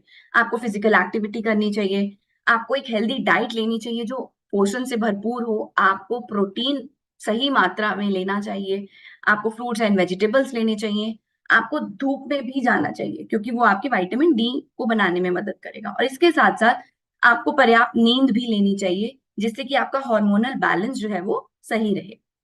अब इन्हीं सब टिप्स के साथ मैं बुलाना चाहूंगी मिस्टर कुमार चक्रवर्ती को, जो आपको लेकर जाएंगे उन प्रोडक्ट्स के थ्रू जो आपकी जो न्यूट्रिशन रिक्वायरमेंट्स है उनको पूरा कर सकते हैं। Kumar, over to you. Thank you doctor Nikita. Good morning everyone. तो आज जैसे डॉक्टर निकिता ने हम सभी को बोन एंड जॉइंट हेल्थ के बारे में बहुत सारी इंफॉर्मेशन दिया, आगे के सेक्शन में आज हम लोग देखेंगे कि कैसे हम लोग आप सबके लिए एक bone and joint health solution basket बहुत ही जल्दी प्रस्तुत करने वाले हैं। राइट नाउ आप अगर ये बास्केट को देखेंगे, इसमें हम लोगों ने 3 प्रोडक्ट को शामिल किया है। एक है हमारा all time favourite all plant protein powder 1 kg, उसके साथ आपको ये वाले बास्केट में मिलेगा कैलमैक D+K2 और हमारा ग्लूकोसामिन HCl विद बोसवेलिया। नाउ ये 3 प्रोडक्ट को हम लोगों ने ये बास्केट में क्यों डाला, इसका रैशनल क्या है, अभी तक आपको समझ में आ गया होगा, but we will discuss a little bit more on के ये सारे प्रोडक्ट का मेन क्या रोल है हमारे बॉडी के लिए। If you can go to the next slide doctor Nikita. Thank you.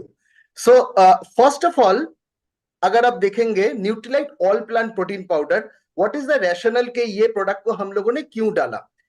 हमारे बॉडी में अभी हम लोग सोच लीजिए कि 15 दिन में है ये सेशन में, लास्ट 14 डेज में से शायद 12 या 13 दिन हम लोगों ने प्रोटीन पे बातें किया है किसी ना किसी फॉर्म में। राइट क्यों किया है, बिकॉज आपके बॉडी में ऐसा कोई भी सेल नहीं है, ऐसा कोई भी ऑर्गन नहीं है, ऐसा कोई भी टिश्यू नहीं है जो प्रोटीन के बिना काम कर सकता है या फिर प्रोटीन के बिना बना है।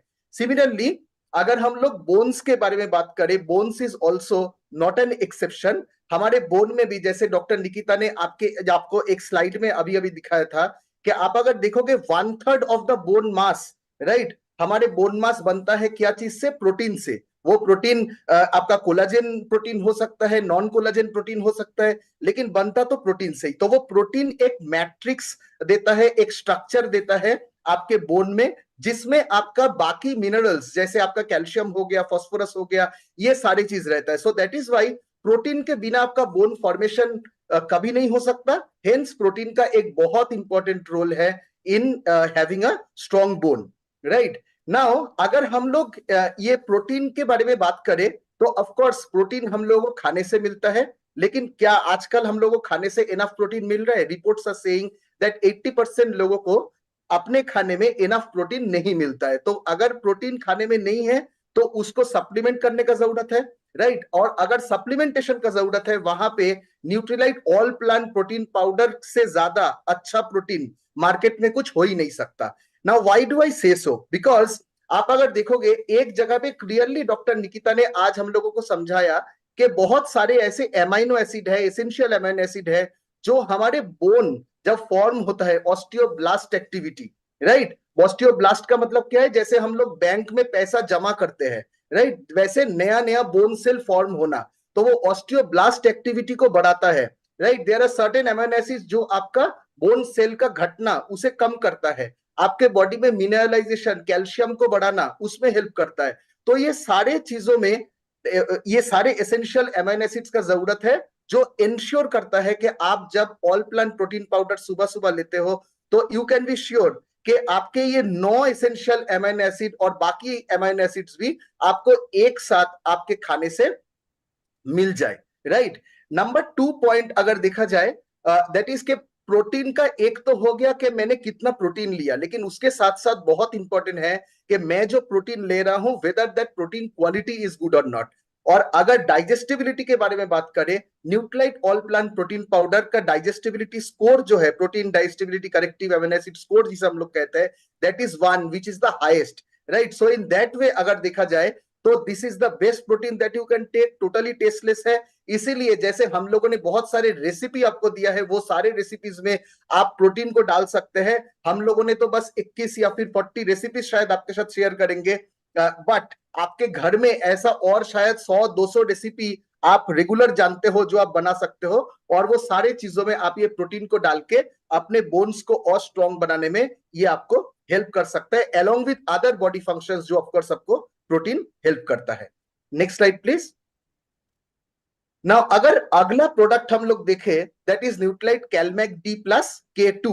राइट कैल्शियम हम लोग जानते हैं कि 99% अगर देखा जाए कैल्शियम हमारे बोन्स में रहता है, टीथ में रहता है, और 1% कैल्शियम आपके ब्लड में रहता है, जो आपके बॉडी के बहुत सारे इंपॉर्टेंट फंक्शन करने में हेल्प करता है। आपके मसल को बीट करने में हेल्प करता है, आपके नर्व सेल में जो जो एक नर्व सेल दूसरे नर्व सेल के साथ बातें कर रहा है उस पे हेल्प करता है, हार्मोन प्रोडक्शन हो रहा है उसमें कैल्शियम हेल्प करता है ना। ये कैल्शियम आपको कहां से मिलेगा? खाने से मिलेगा। और अगर आपको खाने में इनफ कैल्शियम नहीं है, जो क्लियरली स्टैटिस्टिक्स शो कर रहा है, उस टाइम में बॉडी क्या करने के लिए मतलब स्टार्ट कर देगा? बिकॉज आपके हार्ट तो बंद नहीं हो सकता, राइट? हार्ट मसल को बीट करना है, अदरवाइज मैं आपसे बात नहीं कर पाऊंगा और आप यहाँ पे बैठ के मुझे नहीं सुन पाओगे, राइट? तो उसके लिए जैसे भी आपके खाने में क्योंकि इनफ कैल्शियम नहीं है, आपका बॉडी क्या करेगा? उसको कॉम्पेंसेट करने के लिए हड्डियों से कैल्शियम निकालना चालू कर देता है। And that is the time जहां पे हमारे बोन्स धीरे धीरे धीरे धीरे वीक होने लगते हैं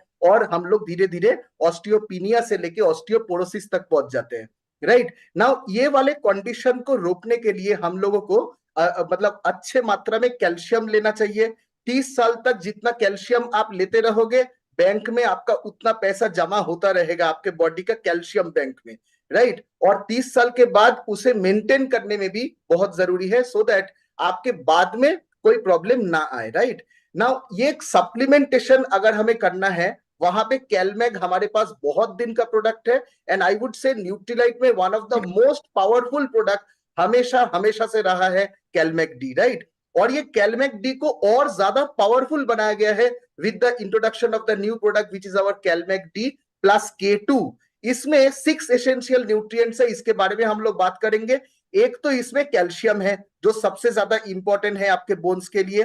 कैल्शियम का अगर हम लोग सोर्स देखेंगे, इसमें कैल्शियम कार्बोनेट से कैल्शियम लिया गया है, और उसके साथ साथ जो आप स्लाइड में देख पा रहे हो, इसमें कुछ सीवीड से एल्गल सोर्स से भी कैल्शियम लिया गया है। बिकॉज अगर हम लोग बोटेनिकल सोर्स का बात करें तो बोटेनिकल सोर्स में से ये जो सीवीड है, ये जो एल्गल सोर्स है, ये नेचर में पाया गया सबसे one of the most concentrated botanical form of calcium कहा जाता है, राइट? तो ये कैल्शियम हमारे बोन्स को स्ट्रॉन्ग बनाने में हेल्प करेगा। इसके साथ साथ सेकेंड जो आप स्क्रीन में देख पा रहे हो, इसमें of course vitamin D add किया गया है। विटामिन डी का बॉडी में बहुत सारे रोल है। फॉर एग्जाम्पल आप अगर कोविड टाइम में चले जाओगे, विटामिन डी बहुत ज्यादा यूज हो रहा था। क्यों? क्योंकि आपके बॉडी में इम्यूनिटी में हेल्प करता है, आपके बॉडी में मसल के जो फंक्शन है उसमें हेल्प करता है। लेकिन यहाँ पे जो चीज रिलेवेंट है, that is vitamin D is very important for your calcium absorption. आपके बॉडी में कैल्शियम को एब्जॉर्ब करने में हेल्प करता है along with other body functions, जो उसका दूसरा रोल है। लेकिन कैल्शियम डी आपके बिना आपका कैल्शियम ठीक तरीके से बॉडी में एब्जॉर्ब नहीं होगा, इसके लिए इसमें कैल्शियम विटामिन डी ऐड किया गया है। मैग्नीशियम अगर थर्ड आप न्यूट्रिएंट के बारे में अगर हम लोग बात करें, मैग्नीशियम एक बहुत इंपॉर्टेंट न्यूट्रिएंट है जो कैल्शियम का बहुत अच्छा दोस्त है, राइट? सारे दोस्त इंपॉर्टेंट है, सारे दोस्त अच्छे होते हैं, लेकिन कुछ दोस्त आपके लाइफ में है जो आपको आपका बहुत क्लोज है, राइट? तो वो मैग्नीशियम वैसा ही एक दोस्त है कैल्शियम का, जो एक दूसरे को हेल्प करता है अपने बॉडी में एब्जॉर्प्शन होने में। आपके बॉडी में कोई मसल अगर कॉन्ट्रैक्ट करता है, वहां पे कैल्शियम का जरूरत है, लेकिन वो मसल को रिलैक्स भी तो करना पड़ेगा, तो वो रिलैक्स करने के लिए वहां पे मैग्नीशियम पहुंच जाता है। तो वो कैल्शियम मैग्नीशियम एक दूसरे को हेल्प करता है एब्जॉर्प्शन, मतलब in the helps in absorption. और सबसे बड़ी बात है जो डॉक्टर निकिता ने कुछ देर पहले आपसे शेयर किया था कि विटामिन डी जो कैल्शियम को एब्जॉर्ब करने में हेल्प करेगा, वो विटामिन डी को एक्टिव फॉर्म में कन्वर्ट करने में भी आपको ये मैग्नीशियम बहुत ज्यादा हेल्प करता है। जिंक, अगर जिंक के बारे में बात किया जाए, जिंक एक ऐसा चीज है जो हमारे बॉडी में जो कोलाजन है, राइट? कोलाजन के बारे में भी आज हमने सुना। कोलाजन बेसिकली हर एक कनेक्टिव टिश्यू आपके बॉडी में जहां भी है, राइट? आपके स्किन ले लो, आपके मसल ले लो, आपके मतलब बोन्स को ले लो, आपके लिगामेंट्स को ले लो, आपके टेंडन्स को ले लो, ये सारे चीजों पे, even in your blood vessels, तो ये सारे जगह पे कोलाजन का जरूरत है। Why? Because collagen is the cementing substance. Collagen सब कुछ टाइटली बाइंड करने में हेल्प करता है, और वो कोलाजन को बिल्ड करने में, बोन में, मसल में, ये सारे चीजों को बिल्ड करने में आपको जिंक बहुत अच्छा हेल्प करता है। इसके साथ साथ ऑस्टियोब्लास्ट एक्टिविटी के बारे में जो डॉक्टर निकिता ने अभी आपसे बताया, मतलब नया बोन सेल फॉर्म होना, वहां पे भी आपको जिंक का बहुत बड़ा रोल है। और क्योंकि वो ऑस्टियोब्लास्टिक एक्टिविटी में हेल्प करता है, इसीलिए वो आपका सेल में आपके बोन सेल्स फॉर्मेशन में हेल्प करता है। मैंगनीज को अगर देखा जाए, मैंगनीज एक ऐसा को फैक्टर है जो बहुत सारे एंजाइम आपके बॉडी में, जो आपके बोन फॉर्मेशन में, कार्टिलेज फॉर्मेशन में हेल्प करता है, वहां पे आपके वो सारे एंजाइम को को फैक्टर की तरह हेल्प करता है। And lastly but not the मतलब last but not the least जिसे कहा जाता है, इसमें विटामिन K2 भी है, जो बहुत इंपॉर्टेंट है आपके कैल्शियम बैलेंस को मेंटेन करने में और बोन क्वालिटी को मेंटेन करने में, राइट। तो ये सारे चीज एक साथ दिन में कितना बार लेना है? एक टैबलेट 2 बार लेना है, right. And that will help you, और लेना ही है। वाई? बिकॉज अगर हम लोग नहीं लेंगे तो शायद हम लोगों को बाद में लेना पड़ेगा, राइट। तो वो बाद में लेने से अच्छा है कि हम पहले से ही ले, बिकॉज ऑस्टियोपोरोसिस एक ऐसा कंडीशन है जो बहुत दिनों से आपको पता ही नहीं चलेगा, साइलेंट किलर है। जिस दिन हम लोग कहीं पे गिर जाते हैं, फ्रैक्चर हो जाता है, उस दिन पता चलता है कि मेरा बोन्स वीक हो गया था। तो बोन्स वीक ना हो, इसके लिए ये वाले चीज को अपने खाने में ऐड करना बहुत इंपॉर्टेंट है। Next slide please.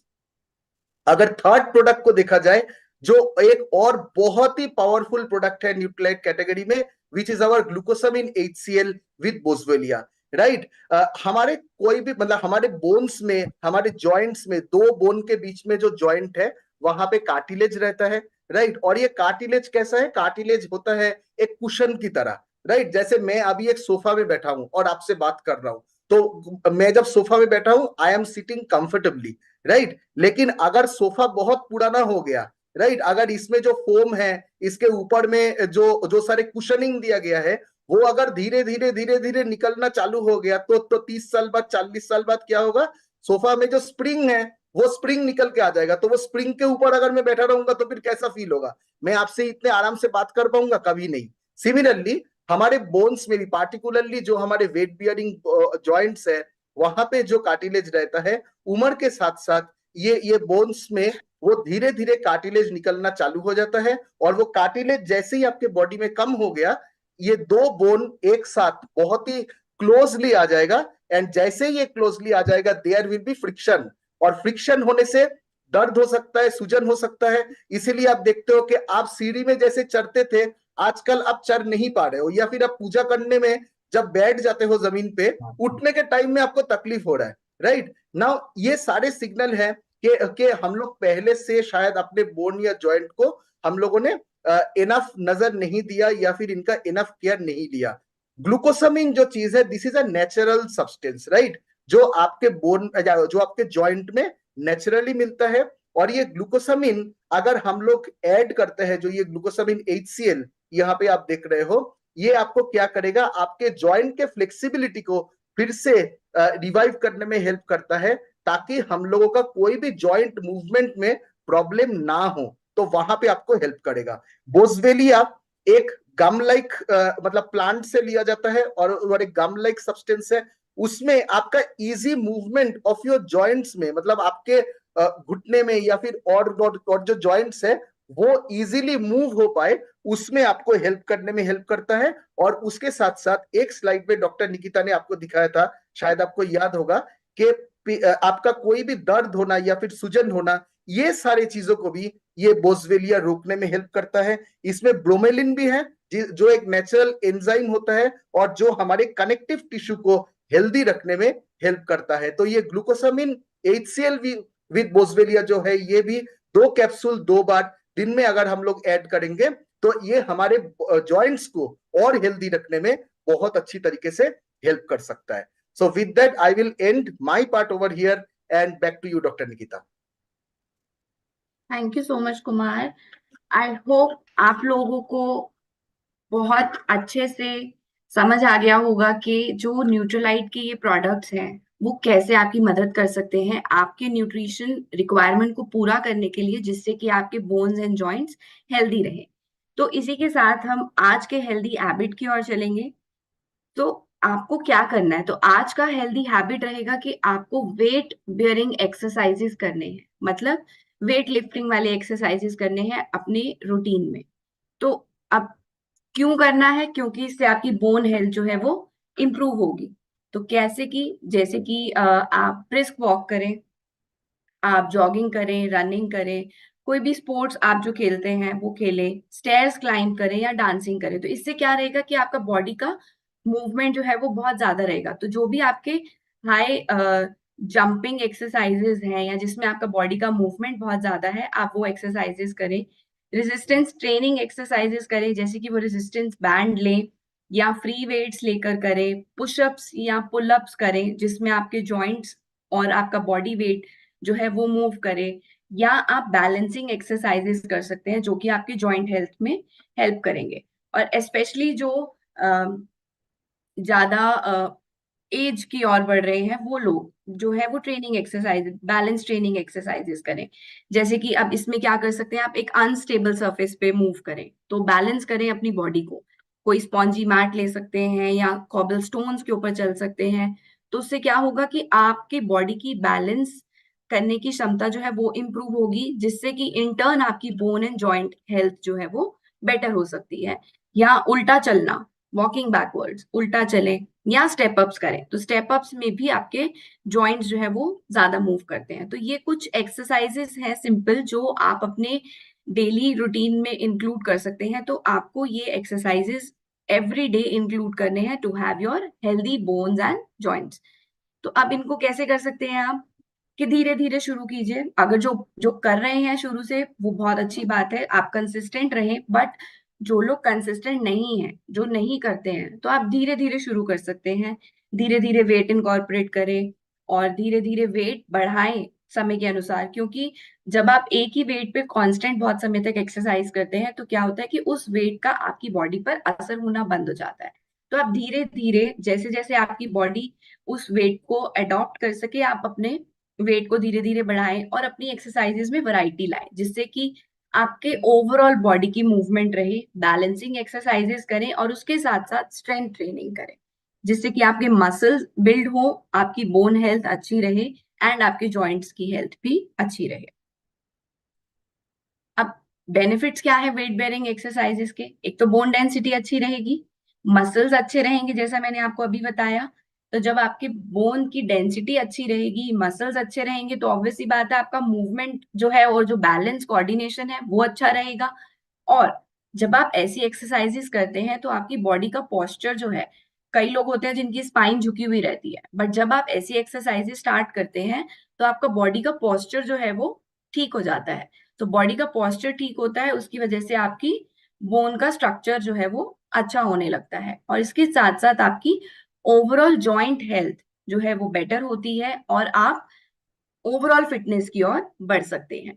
तो ये ध्यान रखें कि आप अपना डाइट अच्छा लें, प्रोटीन रिच डाइट हो, माइक्रोन्यूट्रिएंट्स भरपूर हो।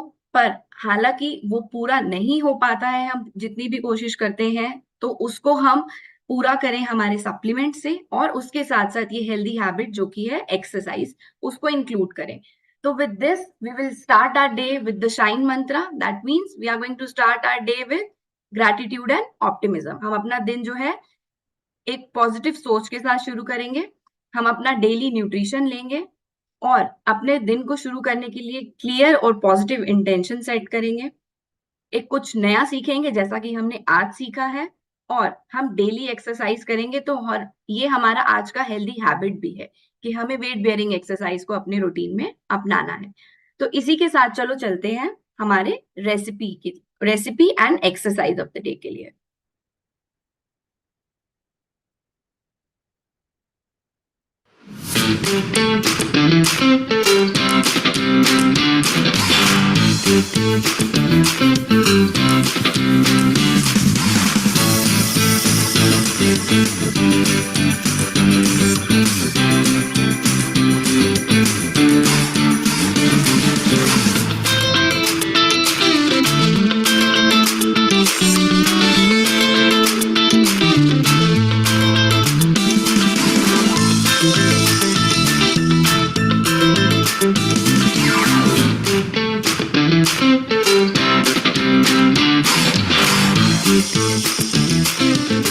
If you have some atta, Try this चना दाल पराठा। चना दाल अच्छे से वॉश करके सोक कर लो for 3 to 4 hours। Parboil करके स्ट्रेन कर लो। फिर एक कढ़ाई में थोड़ा सा तेल डालो एंड जीरा तरतर कर लो। प्याज ट्रांसलूसेंट हो जाए तो उसमें डालो मिर्ची, अदरक, लहसुन। बॉईल दाल में डालो नमक, हल्दी, धनिया पाउडर एंड गरम मसाला। दाल पक जाए तो उसमें फ्रेश धनिया डाल के ठंडा कर लो। आटे में डालो नमक, Nutrilite all plant protein powder, Nutrilite fibre, some oil and water. अच्छे से आटा लगा के थोड़ी देर रेस्ट करवाओ एंड छोटे छोटे पेड़े बना लो। एक पेड़ा लो, उसे आटे से डस्ट करो, थोड़ा सा बेलो एंड उसमें दाल का मिक्सचर भर लो। अच्छे से पेड़े को लॉक करके बेलना शुरू करो। बहुत ही पोले पोले हाथों से बेलो एंड पराठे को तवे पे रख के दोनों साइड से सेक लो। थोड़ा थोड़ा घी लगाओ। गरम गरम क्रिस्पी पराठे को सर्व करो with some salad, raita and अचार।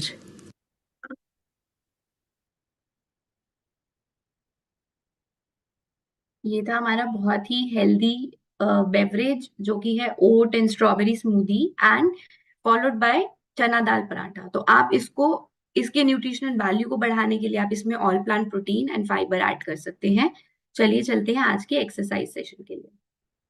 A very happy gut morning everyone and yes, आज हम करने वाले हैं लंजेस। ये बहुत ही अमेजिंग वर्कआउट है आपकी लोअर बॉडी स्ट्रेंथनिंग के लिए। इनफैक्ट ये वर्कआउट है ही नहीं, ये आपकी एक डेली मूवमेंट है जिसको हमने वर्कआउट बना दिया है।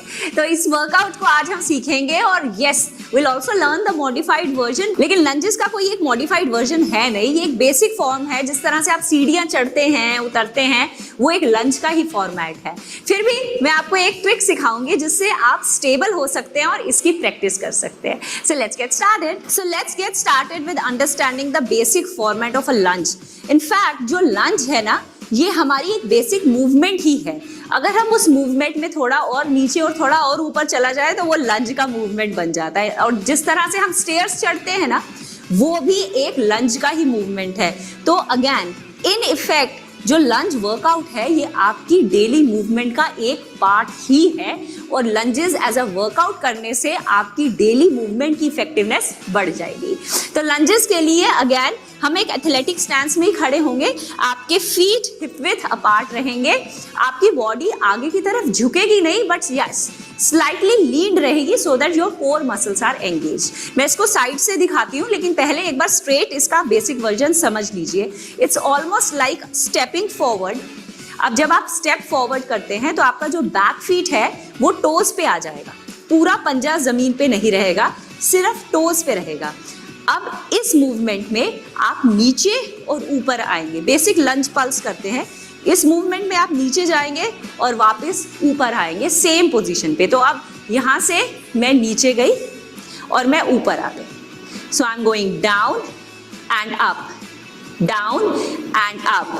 4 5 6 7 8 9 and 10. Basic lunge movement. Let me show it from the side also. आप बेसिक एथलेटिक स्टैंस में खड़े हैं, एक पंजा आगे एक पंजा पीछे। जो पिछला पंजा है वो टोज पे रहेगा, ऐसे पूरा पंजा जमीन पे नहीं, सिर्फ टोज पे। और अब आप नीचे और ऊपर आएंगे इस तरह से। 1 मैं हर मूवमेंट में घुटने को पूरा मैट पे लेकर जा रही हूँ। इट्स ओके अगर आप इतनी नीचे नहीं जा रहे, आप इस फॉर्मेट को कर सकते हैं without going too low as well. So squeeze, core tight, engage, हल्का सा लीन फॉरवर्ड करते हुए 1 2 3 4 5 6 7 8 9 and 10. सो इस तरह से आप लंजेस के 3 सेट्स करेंगे, 20-20 रेप्स करेंगे। सो ओवरऑल 50 to 60 लंजेस से ही स्टार्ट करेंगे और दोनों लेग्स का करेंगे। जैसे अभी हमने सिंगल लेग किया है, आप सेम रिपीट करेंगे दूसरी लेग पे। और अब हम समझते हैं इसका मॉडिफाइड वर्जन। अगर आप इस तरह से लंज नहीं कर पा रहे हैं तो आप क्या करेंगे, आप सेम फॉर्मेट करेंगे लेकिन एक सपोर्ट चूज कर लेंगे। आप कोई वॉल चूज कर सकते हैं, आप कोई चेयर चूज कर सकते हैं। आपको एक स्टेबिलिटी लानी है अपने स्ट्रक्चर में। आपको आपके स्केलेटल स्ट्रक्चर में एक स्टेबिलिटी लानी है कि आपके मसल्स की स्ट्रेंथ पे आप मूवमेंट अप एंड डाउन करें। तो अगर आपने वॉल को यूज किया है तो पूरा वॉल के ऊपर गिर नहीं जाएंगे, it's just there as a prop, कि सिर्फ आपने उस पर अपना हाथ लगाया है जिससे आपकी मूवमेंट आराम से हो जाए। तो मॉडिफाइड वर्जन के लिए आप लंज में ही रहेंगे और सपोज ये वॉल है मेरे साइड पे, तो मैंने अपने वॉल पे अपना हाथ रखा है, कोर को टाइट करके रखा है, स्क्वीज किया है और अब मैं वॉल की सपोर्ट से नीचे गई और ऊपर आई। ये बहुत ईज आउट कर देता है इस मूवमेंट को, बिकॉज अभी तक जो पूरा बैलेंस आप खुद बना रहे थे, अब वो बैलेंस आपके लिए एक सपोर्ट कर देती है। लेकिन स्ट्रेंथ आपकी लेग से ही आनी चाहिए, इस बात का आपको ध्यान रखना है, क्योंकि अगर आप स्टिल लंजेस कर रहे हैं, सपोर्ट के साथ कर रहे हैं, 50 to 60 भी कर रहे हैं, लेकिन स्ट्रेंथ अगर अपनी लेग से नहीं ले रहे हैं और पूरा सपोर्ट वॉल का ले रहे हैं तो वो बिल्ड नहीं होगा। There is a way of doing a workout in which you are actually straining your muscles, because that's the only way you teaching yourself to get better. तो इसमें हमें सही ढंग के वर्कआउट से भागना नहीं है, सीखना है। तो अगर आपको ऐसा लगता है कि 50 is too high और मैंने आपको बहुत ज्यादा रेप्स बता दिए, तो कम कर लीजिए, 12 कर लीजिए, so which will be almost like 36, तो 36 रेप्स कर लीजिए, लेकिन do it in the correct format. I hope you really enjoy doing lunges with me, and in fact lunges एक ऐसी मूवमेंट है जो आप डेली कर सकते हैं। लेकिन अगर आप इसको वर्कआउट के फॉर्मेट में अगर आप 150 या 200 कर रहे हैं, तब आप इसको वीक में 3 बार ही करेंगे, because rest of the days your body need that recovery phase as well. Keep rocking.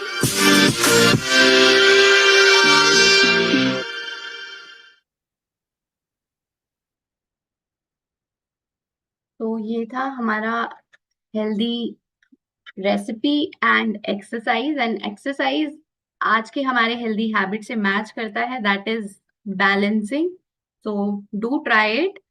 और आज के लिए हम यहीं पे अपना सेशन खत्म करेंगे, फिर मिलेंगे आपसे कल, जहां हम बात करेंगे वाई न्यूट्रलाइट के बारे में। Thank you so much.